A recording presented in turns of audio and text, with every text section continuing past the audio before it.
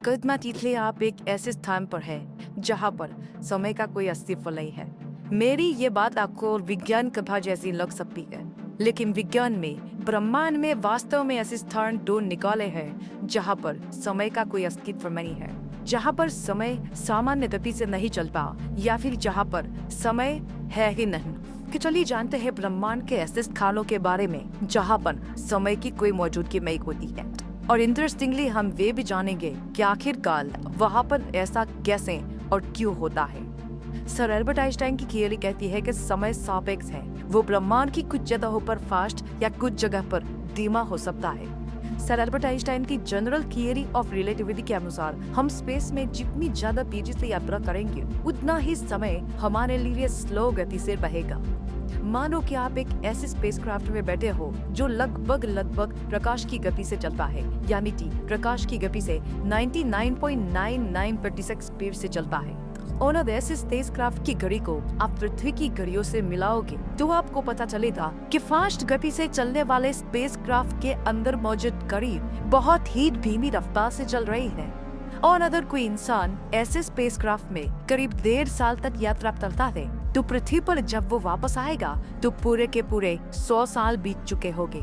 यानी कि वो इंसान अपने जिन रिलेटिव्स को छोड़ के गया था वो अभी इस दुनिया में मौजूद ही नहीं होंगे, और वो शायद अपनी चौथी या 5वीं पीढ़ी को देख रहा होगा। और ये होता है टाइम डायलेशन के कारण। और ऐसा क्यों होता है तो चले इसे आपको एक बहुत ही सरल एग्जाम्पल से समझाता हूँ। मान लीजिए दोस्तों कि हमने 2 डिब्बे बनाए हैं, जिन डिब्बों के अंदर 2 बहुत ही आधुनिक घड़ियां भी मौजूद है, और प्रकाश की एक किरण इस बंद डिब्बों में ऊपर और नीचे मूव करती रहती है। और प्रकाश की इस किरण को डिब्बे की एक छोर से दूसरे छोर तक टकराने में 1 सेकंड का वक्त लगता है।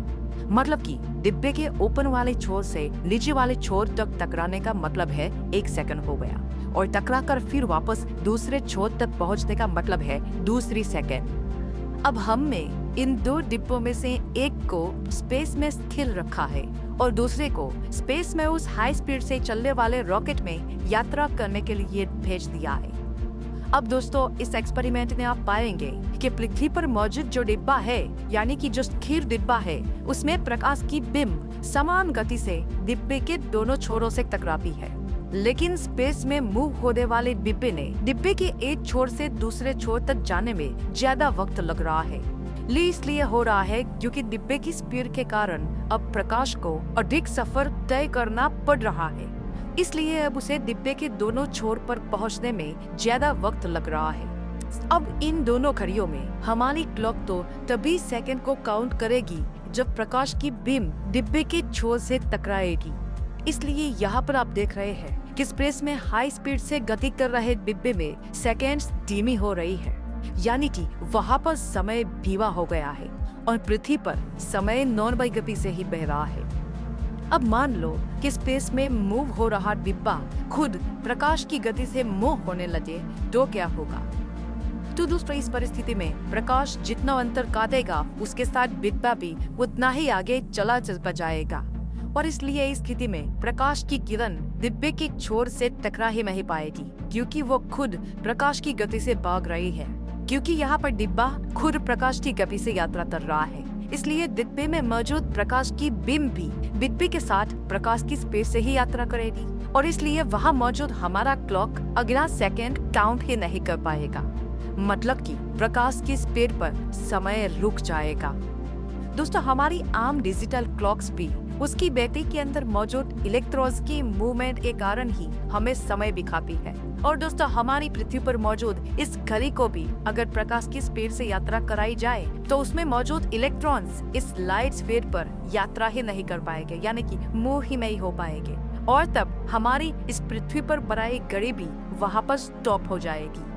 यही कारण है दोस्तों कि हमारे हाई स्पीड से मूव कर रहे सैटेलाइट्स की क्लॉक काफी समय बाद कुछ नैनोसेकंड स्लो हो जाती है, और इसलिए आज हमें स्पेस में मौजूद सैटेलाइट्स की घड़ियों को पृथ्वी की घड़ियों से मिलाने के लिए हर साल उसका टाइम चेंज करना पड़ता है। और दोस्तों ये टाइम चेंजिंग का फर्क बहुत ही मामूली सा हो सकता है, किंतु ये फर्क हमें ये बताता है कि हम इस टाइम डायलेशन के कारण भविष्य में यात्रा कर सकते हैं।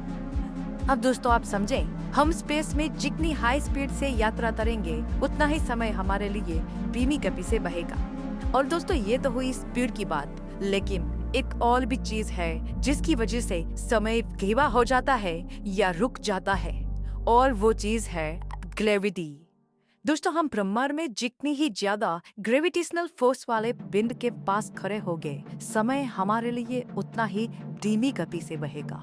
फॉर एग्जाम्पल, ब्लैक होल्स की ग्रेविटी ब्रह्मांड में सबसे अधिक होती है, इसलिए उसके पास यानी कि उसके इवेंट होराइजन के बाहर, उसके इल्पिट्यूड, अगर किसी प्लेनेट पर या अपने स्पेसक्राफ्ट में भी हम वहाँ पर खड़े रहते हैं तो वहाँ पर हमारे लिए समय पृथ्वी के मुकाबले बहुत ही धीमी गति से चलेगा। और दोस्तों ब्लैक होल के इवेंट होराइजन के अंदर तो समय पूर्णतः रुक जाएगा। अब दोस्तों ग्रेविटी या ब्लैक होल के कारण आखिर ऐसा कैसे हो सकता है, तो दोस्तों चले इसे भी एक आसान उदाहरण से समझते हैं। दोस्तों यहाँ पर आप जान लीजिए कि स्पेस और टाइम दोनों ही एक दूसरे के साथ जुड़े हुए हैं और लाइट की स्पीड कांस्टेंट है, और इसलिए ब्रह्मांड में किसी भी हालात में, किसी भी परिस्थिति में स्पेस कभी भी लाइट की स्पीड में खलेल नहीं डालता है, लेकिन वो समय में खलेल जरूर डालता है। ब्रह्मांड में हर कोई वस्तु अपनी साइज के या मास के हिसाब से ब्रह्मांड के स्पेस टाइम को कर्व करती है। मरा की मारो तो ये ब्रह्मांड पूरा स्पेस टाइम की जाजरमान चादर के बराबर है, और इस चादर के ऊपर जो चीज जितनी बड़ी होगी वो अपने भार के कारण चादर को उतना ही मोड़ेगी। मतलब कि पृथ्वी जैसी चीज ब्रह्मांड के स्पेस टाइम को एक लिमिटेशन में मोड़ पाएगी, इसलिए पृथ्वी की ग्रेविटी उस हिसाब से होगी। लेकिन सूरज की ग्रेविटी पृथ्वी से बहुत ज्यादा है, जिसने पृथ्वी के साथ सभी ग्रहों को बांधे रखा है, क्योंकि सूरज का मास बहुत बड़ा है और वो ब्रह्मांड के स्पेस टाइम में ज्यादा टर्वेशन पैदा करता है, यानी कि ज्यादा बड़ा गड्ढा बनाता है।